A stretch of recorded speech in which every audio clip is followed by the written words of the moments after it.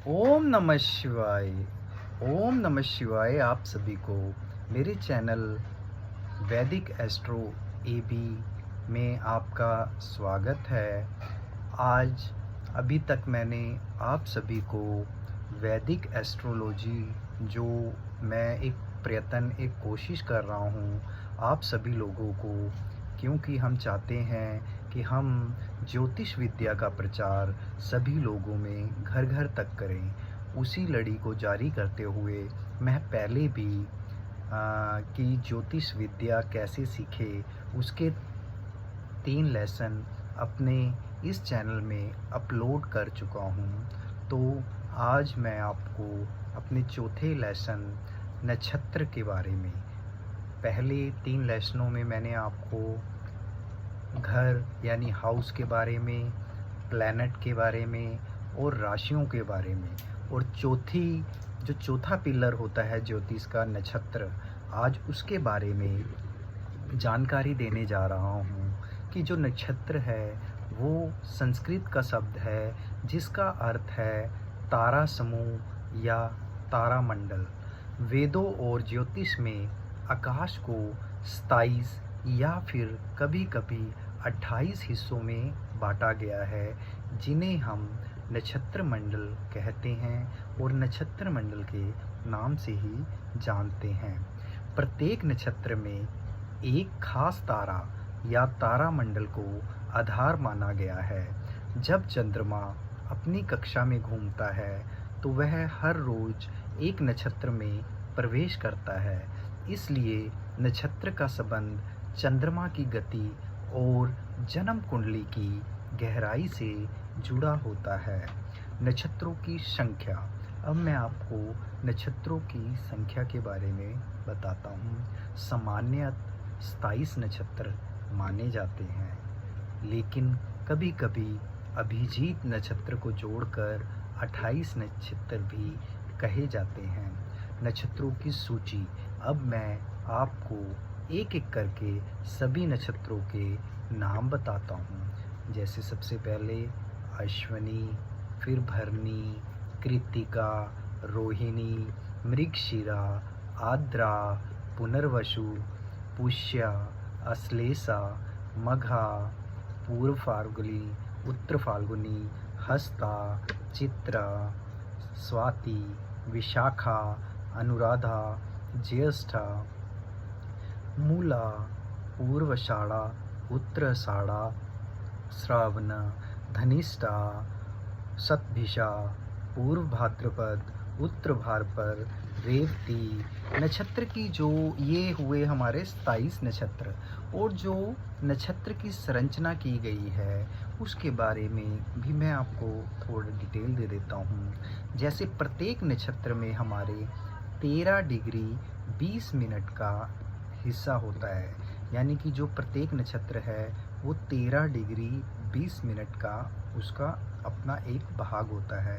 और जो पूरा राशि है, पूरा राशि चक्र हम कहते हैं, वह 360 डिग्री का होता है। तो 27 नक्षत्र होते हैं और एक नक्षत्र का मैंने आपको बताया 13 डिग्री 20 मिनट होता है।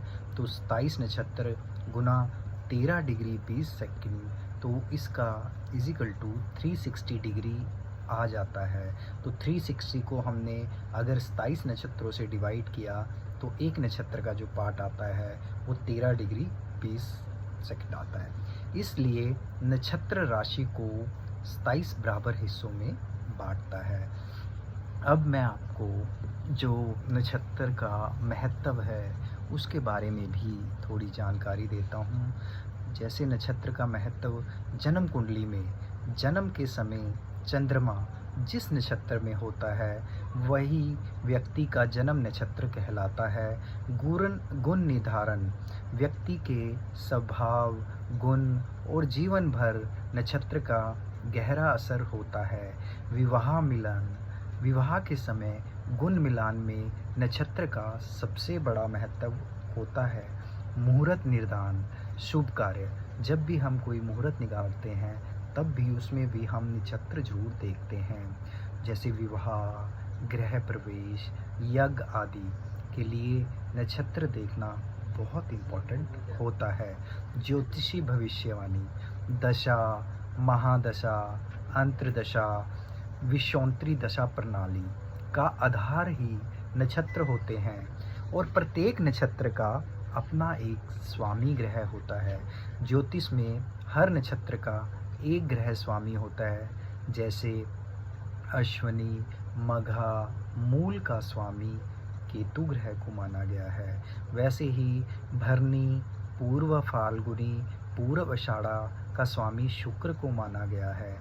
कृतिका, उत्तरा फाल्गुनी, उत्तरा आषाढ़ा, इसका स्वामी सूर्य को माना गया है।